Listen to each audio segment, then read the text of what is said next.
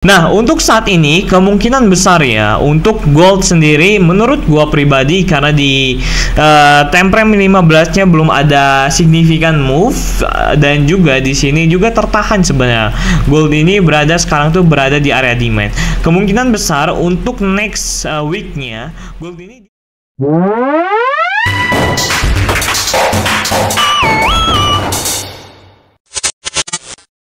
Oke, halo semuanya, balik lagi bersama gua CryptoPost. Nah, di sini teman-teman, gua akan coba research ya, atau gua akan coba analisa tentang pergerakan harga gold untuk next move-nya atau XAUUSD. Kemana sih dia bakal bergerak untuk minggu depannya? Nah, di sini gua akan coba analisa secara lengkap dari fundamental dan juga news-nya sampai kemarin itu data terkait NFP atau non-prime payroll. Nah, di sini gua akan coba jelasin lah. Ini NFP gila banget, hampir 12.000 actualnya, dan gue juga nggak ngerti dia kenapa seperti ini, tapi gue akan coba jelasin tentang pendapat gue pribadi. Nah, oke, tanpa basa-basi teman-teman, kita akan langsung aja masuk ke inti videonya. Jadi hal yang pertama yang akan gue jelasin ke kalian itu tentang fundamental gold dari minggu ini ya. Jadi ada beberapa news kenapa harga emas itu melonjak naik terus. Jadi yang pertama, harga emas minggu ini menunjukkan pergerakan yang cukup dinamis yang dipengaruhi oleh beberapa faktor global dan fundamental. Pada awal pekan harga emas melonjak dari level tertinggi dalam sejarah sekitar 2,2144 ons pas pasar Asia dibuka. Nah, lonjakan ini dipicu oleh kekhawatiran geopolitik khususnya konflik di Timur Tengah. Jadi kenapa emas itu naik? Karena ada beberapa perang yang mengakibatkan harga emas tersebut naik ya teman-teman. Karena yang kita tahu kalau misalnya perang itu pakai dolar, itu kemungkinan dolar akan hancur. Jadi kalau misalnya terus seperti itu, negara itu butuh yang namanya emas. Nah, intinya seperti itu. Gue juga belum terlalu mengerti, kalau misalnya gue salah ya kalian bisa koreksi lah. Nah, di sisi lain data ekonomi seperti PMI atau indeks manajer pembelian Cina menjadi 51,5 setelah penurunan imbal hasil obligasi AS sekitar 2%. Nah, dengan berbagai ketidakpastian dan juga kebijakan moneter yang berperan, pergerakan harga emas ini diperkirakan tetap fluktuatif. Nah, terus yang kedua ini adalah gambar yang menampilkan data non-farm payroll per 1 November 2024 pas kemarin ya. Nah, yang gua kaget ini kenapa actual dia itu bisa di 12.000 angkanya. Dan ini kalian bisa cek ya, angka actual dia itu di 12.000 yang menunjukkan hanya terdapat tambahan 12.000 pekerja di sektor non pertanian selama bulan lalu. Ini jauh lebih rendah dari ekspektasi data sebelumnya. Dan perkiraan analisa itu di 106.000, dan sebelumnya itu ada penciptaan lapangan kerja untuk periode sebelumnya mencapai 203.000 yang menunjukkan penurunan signifikan pada laporan terbaru. Nah, terus dampak terhadap ekonomi AS, data yang jauh di bawah ekspektasi sering dianggap sebagai sinyal negatif ya teman-teman untuk ekonomi AS. Hal ini memicu penurunan sentimen positif terhadap dolar, memperkuat spekulasi bahwa The Fed mungkin meninjau kembali kebijakan suku bunga. Nah, terus hubungannya dengan emas apa? Nah, kalau misalnya hubungannya dengan emas, ini penurunan signifikan dalam angka ketenaga kerjaan ini cenderung meningkat permintaan untuk aset safe haven seperti emas karena menunjukkan potensi perlambatan ekonomi dan pelemahan dolar AS. Nah, jadi yang intinya untuk FOMC kemarin itu pekerjaan itu selama bulan kemarin Oktober khususnya dia menurun ya. Dan perkiraan sebelumnya di bulan Agustus itu di 223.000 dan di Oktober itu di 12.000. Dan itu sangat kacau ya. Ini menurunnya gila banget, itu gua nggak tahu mungkin gara-gara suku bunganya dinaikin. Jadi orang-orang itu nggak bisa meminjam uang, apalagi pengusaha-pengusaha yang mau meminjam uang dengan bunga yang tinggi gitu. Ya otomatis ini bakal ada potensi penurunan suku bunga sih untuk si AS ini. Nah ini untuk fundamental dan juga pemahaman kita tentang ketenaga kerjaan non pertanian AS atau NFV, non farm farer. Nah jadi kita akan langsung aja masuk ya ke dalam inti videonya, yaitu chartingnya. Seperti apa sih pergerakan harga chartnya untuk si gold next move-nya. Nah sebelum lanjut ke inti videonya teman-teman, banyak dari kalian yang belum tahu atau banyak juga yang dari kalian itu memakai broker yang salah. Kenapa gue bilang salah? Karena broker yang kalian pakai seperti Agnes, terus seperti yang merah itu belum ada regulasinya di Indonesia. Dan di sini gue akan coba mau ngenalin doang. Gue nggak di endorse sebenarnya, tapi ini broker yang gue pakai. Gue juga pakai Agnes, tapi gue juga pakai broker untuk trading yang lebih cukup enak ya dari segi regulasi dan juga dari segi keamanannya. Nah, yang broker yang gue pakai itu adalah GFX. Nah, GFX ini kalian bisa cek ya untuk leverage maksimum dia ini ada di sekitar 1/2000 dengan spread itu 1,3. Nah, terus ada akun INC ini cuman spreadnya 0,2.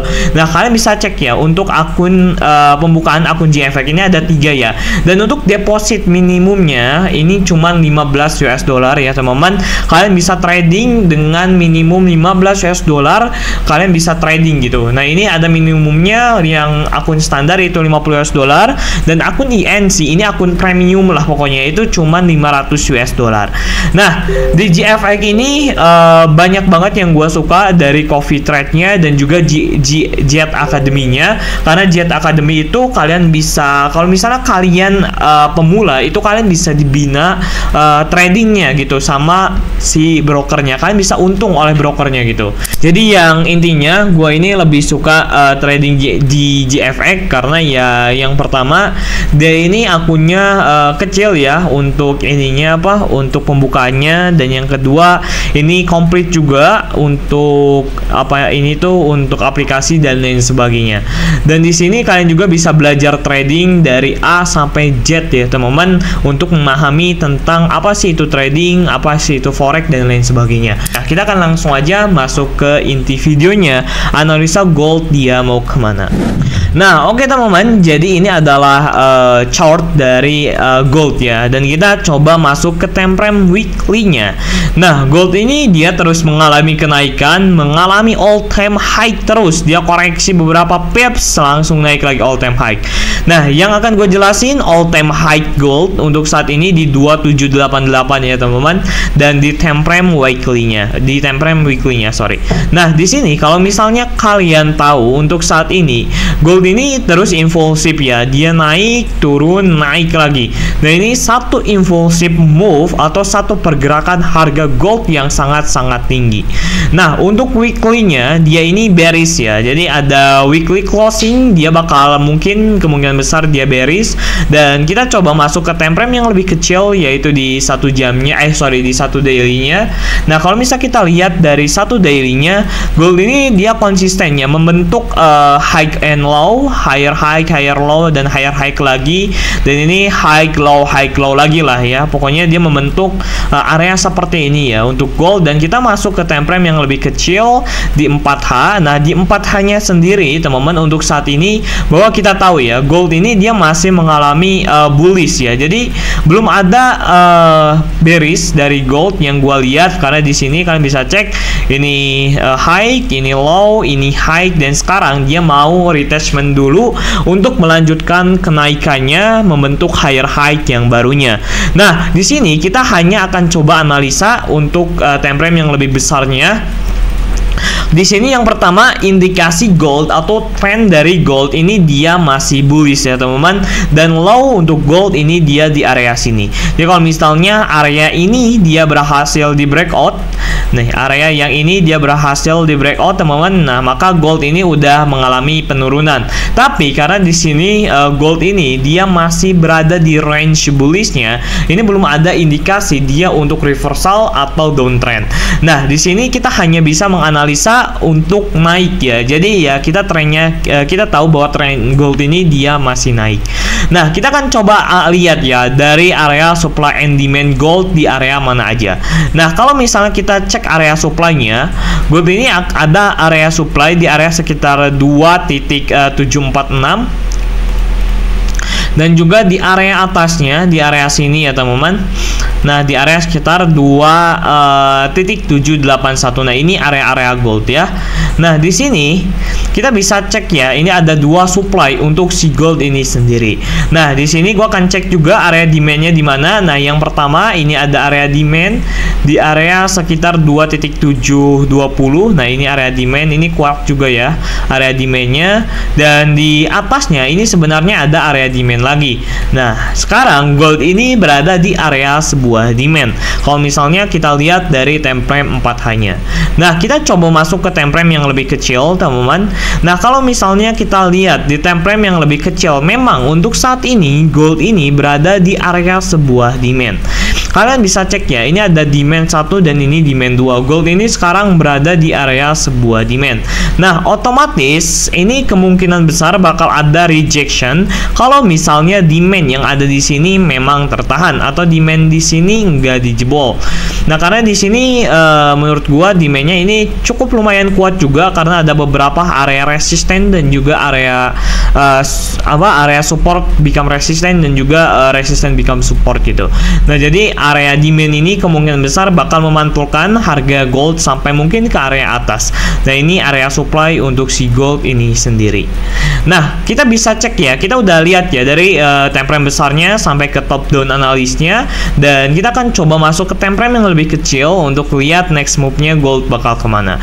Nah, untuk saat ini kemungkinan besar ya untuk gold sendiri menurut gua pribadi, karena di time frame 15-nya belum ada signifikan move, dan juga di sini juga tertahan sebenarnya. Gold ini sekarang tuh berada di area demand.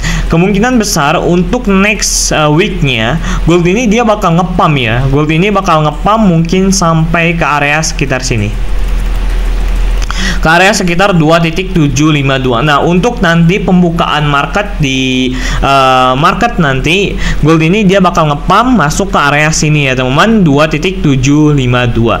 Nah, ini bakal ada potensial naik sekitar hampirnya ini berapa pips? Ini sekitar 180 pipan lah kalau misalnya dia naik ke sini.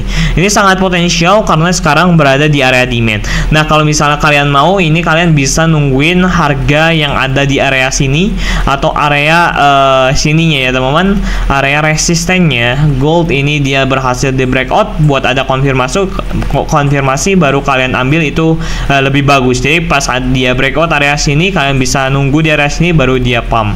Nah, kalau misalnya kalian mau langsung buy, ini bisa aja kalian langsung buy, tapi high risk karena bisa aja dia langsung down dulu ke bawah. Nah, tapi ini potensial ini bisa langsung up sih menurut gua, tapi lebih baiknya kalian tunggu area resisten yang ada di sini dia di break dulu, baru kalian bisa mengalami atau kalian bisa buy di area-area sini. Nah, jadi ini penjelasan gua tentang analisa gold untuk next move-nya. Thank you so much yang udah nonton, and see you the next video.